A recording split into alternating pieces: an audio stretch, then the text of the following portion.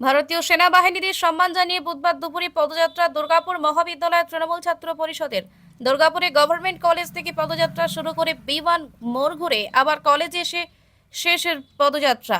নেতৃত্ব দেন তৃণমূল ছাত্র পরিষদের নেতা শুভ্রজিৎ মজুমদার। এই পদযাত্রায় দুর্গাপুর সরকারি মহাবিদ্যালয়ের ছাত্রছাত্রীরা পা মেলান।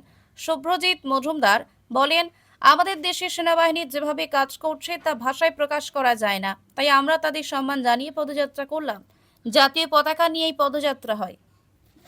মিছিল সবার প্রথম আমরা আজকে দুর্গাপুর সরকারি মহাবিদ্যালয়ের সকল ছাত্রছাত্রীরা দুর্গাপুর সরকারি মহাবিদ্যালয় তৃণমূল ছাত্র পরিষদের পক্ষ থেকে যে আমাদের যে ইন্ডিয়ান আর্মিরা যে অপারেশন সিন্দুরের মধ্যে দিয়ে যে সন্ত্রাসবাদী আতঙ্কবাদীরা আমাদের ভারতীয়দের উপরে হামলা করেছিল তাদেরকে ধন্যবাদ জানাতে, কুর্নিশ জানাতে, প্রণাম জানাতে এবং যারা শহীদ হয়েছে তাদের চরণে শ্রদ্ধাঞ্জলি জানাতে আমরা আজকের এই মিছিল করছি।